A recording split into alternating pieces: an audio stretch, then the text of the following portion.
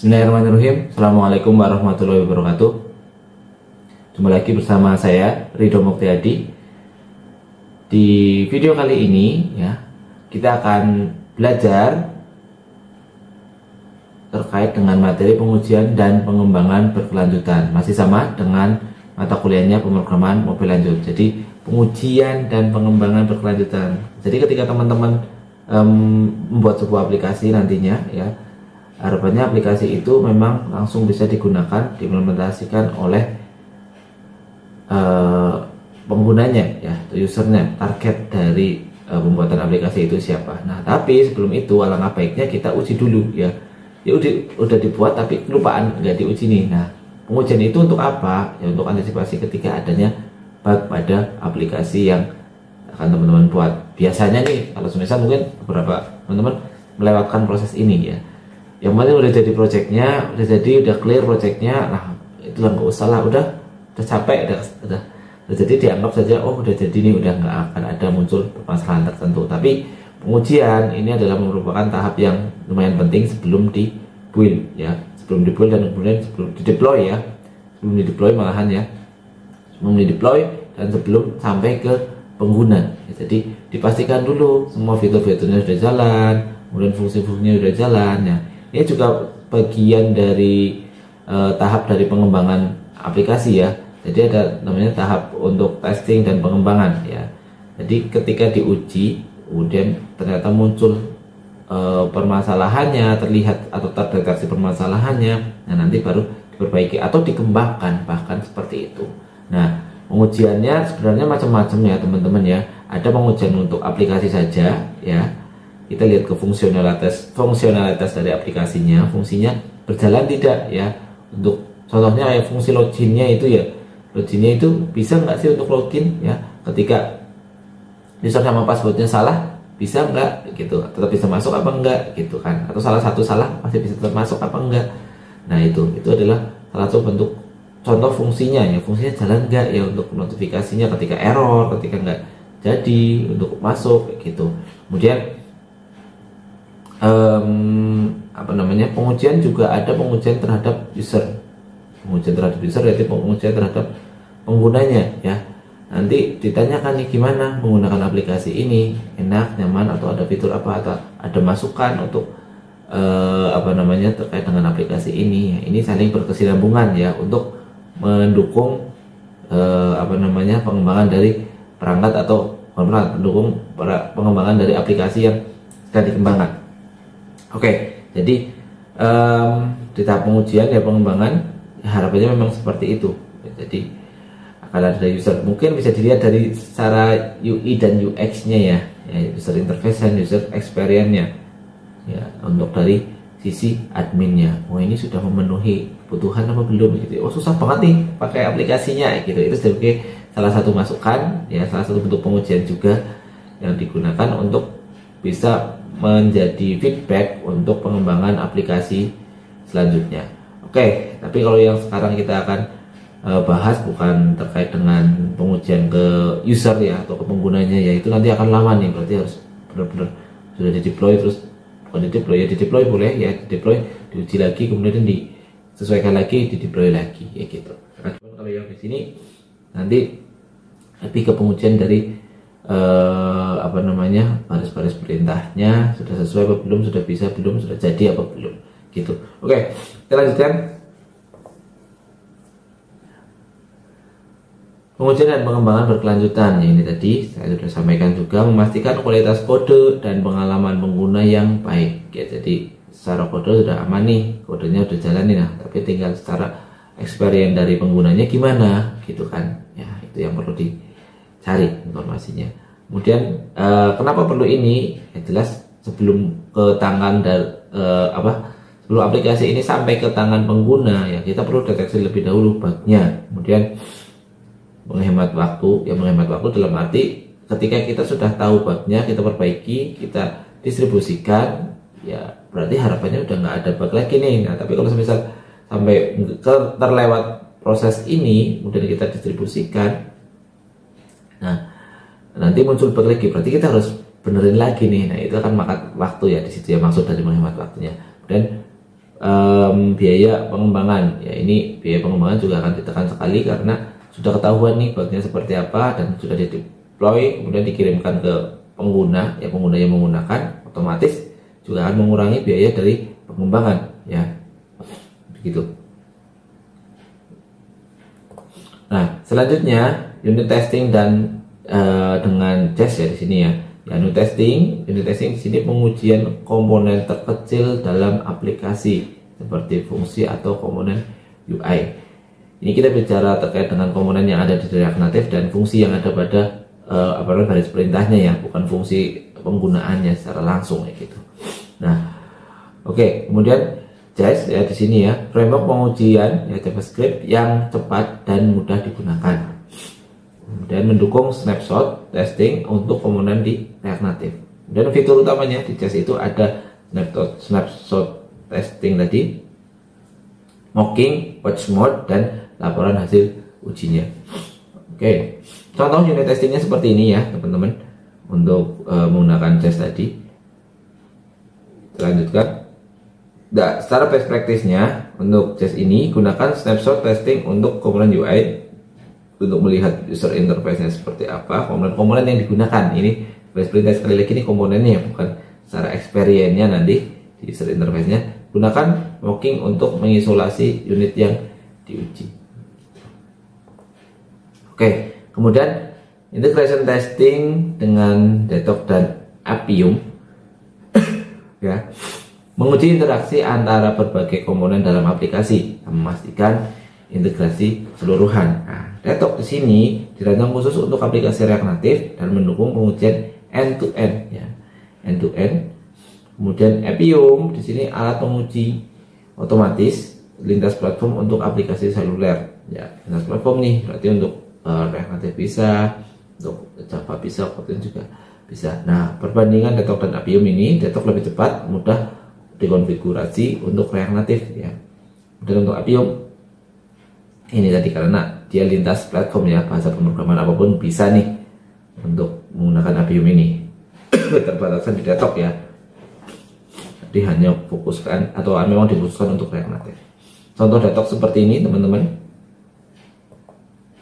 Nah, secara best practice-nya ya fokus pada alur penggunaan utama dan dalam pengujian integrasi. Kemudian gunakan CI dan CD untuk menjalankan pengujian integrasi secara otomatis. CI dan CD itu apa? CI itu adalah continuous integration dan CD itu adalah continuous development. Ya, deployment ya. CI continuous integration itu adalah proses otomatis menggabungkan kode secara rutin dan menjalankan pengujian. Ya, ini secara rutin secara berkala diujikan ya, ketika kita mencoba menjalankan itu otomatis diuji juga gitu. Nah, CD continuous deployment ya, di sini proses otomatis mengirimkan aplikasi ke produksi setelah pengujian berhasil. Jadi uji sudah selesai, otomatis di deploy nih. Jadi ini build lagi yang baru nih gitu. Kemudian memastikan kode selalu berada dalam kondisi yang dapat dirilis dan mengurangi kesalahan manual dalam proses rilis. Itu adalah CI dan CD ini. Untuk layanan yang mengembangkan atau yang tersedia CI dan CD ini ya, ada GitHub Action ya. Alat CI dan CD yang terintegrasi dengan repository di GitHub. Oke, tentunya ini sudah sangat familiar sekali ya GitHub. Kemudian ada Circle CI yang layanan CI CD yang fleksibel dan mudah digunakan. Kemudian ada Bitrise yang fokus pada pengembangan aplikasi seluler. Nah, kemudian implementasinya untuk CI dan CD dengan GitHub Action ya. Kemudian langkah implementasi ini buat file konfigurasi workflow di GitHub workflow.ci.yml gitu. Nah, ini untuk konfigurasinya ya seperti ini. Best practice-nya gunakan CI CD untuk menjalankan pengujian secara otomatis saat ada perubahan kode ya, terapan linting dan pengujian unit sebelum integrasi. Jadi otomatis ketika kita menjalankan kodenya ya, ini akan langsung pengujian. Memang akan memperberat ini ya, apa namanya, kinerja dari perangkat yang teman-teman gunakan. Oke teman-teman, kita coba ya untuk menguji aplikasi yang dibuat npx jadinya cmd ya. Di sini kita buat projectnya npx create expo app. Nah, kita pakai yang rekomendasi saja, jadi nanti sudah ada projectnya, sudah ada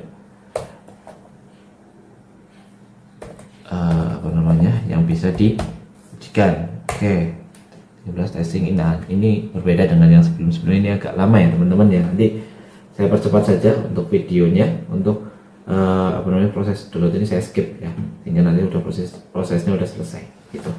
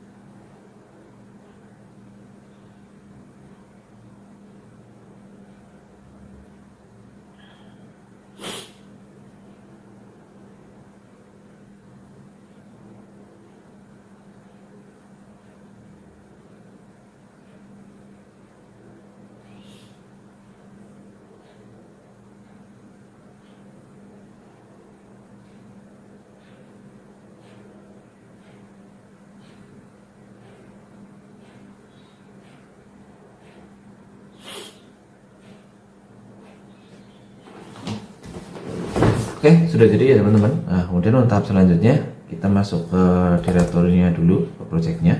Jadi testing jadinya WC ya, nggak apa-apa, TS itu testing ya, testing. Oke, nah kemudian kita buka menggunakan Visual Studio Code.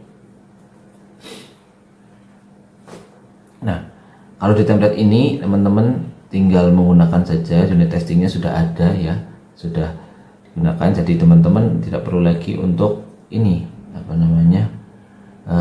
melakukan tahapan di awal ini. Tapi untuk amannya saja teman-teman bisa melakukan ini dulu ya, npm install dan library dan lain sebagainya. Nah ini ya, bisa menggunakan ini dulu. Kalau tidak jadi ya begini aja dulu, kita coba ini dulu aja, kita coba install dulu ya, npm install save. Nah ini sampai sini, terminalnya, new terminal, coba pastikan di sini.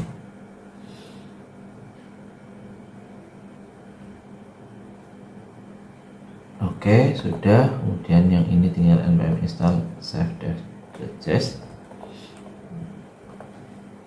Nah, kita install juga. Oke, sudah. Nah, kemudian apa yang kita lakukan? Saya akan coba yang ini saja, teman-teman. Teman-teman bisa mencoba yang mana saja. Di sini ada beberapa dicoba ya. Nah, nanti kayak gini, npm test ya, itu bisa jalan nih. Nah, karena ini tadi udah masuk ya. Nah, sekarang tinggal ini nih teman-teman. Misal mau pakai yang mana ya, saya nggak akan bikin project baru ya, tapi saya akan modifikasi aja. Jadi ini kan layoutnya itu yang bentuknya navbar di bawah ya, kemudian ini explore dan index. Saya akan menguji, berarti yang saya uji adalah file explore di sini. Explore kita uji. Nah, kita copy di sini ya teman-teman, kan boleh diketikkan di file explore, kita ubah seperti ini. Kemudian kita lakukan ujinya ini di bagian index.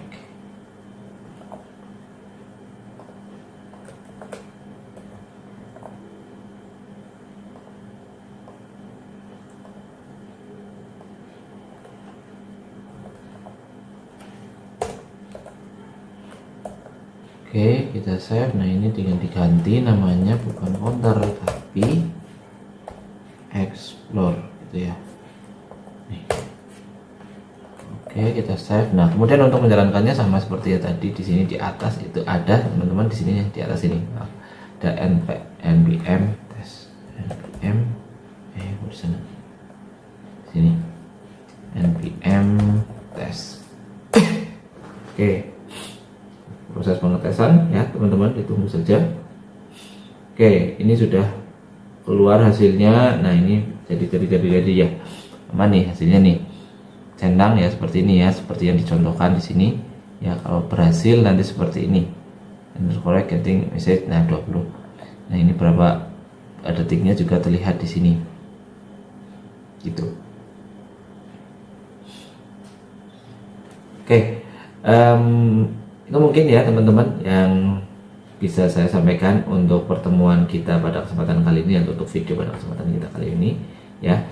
Silahkan dicoba. Ini salah satu bentuk pengujian juga ya teman-teman, coba uji. Nah, kemudian juga salah satunya di sini ya, teman-teman bisa mengimplementasikan proses pengujiannya. Jadi nanti kelihatan yang error mana, yang menjadi mana. Nah, lewat ini sebagai bentuk pertanggungjawaban sebelum aplikasi ini didistribusikan. Itu mungkin cukup ya teman-teman. Terima kasih sekali lagi sudah melihat video ini ya. Kita mungkin bisa melanjutkan lagi dan ketemu lagi di video yang selanjutnya atau video yang lain ya. Mohon maaf jika banyak kekeliruan atau kata-kata yang kurang berkenan. Wabillahi taufiq wal hidayah. Assalamualaikum warahmatullahi wabarakatuh.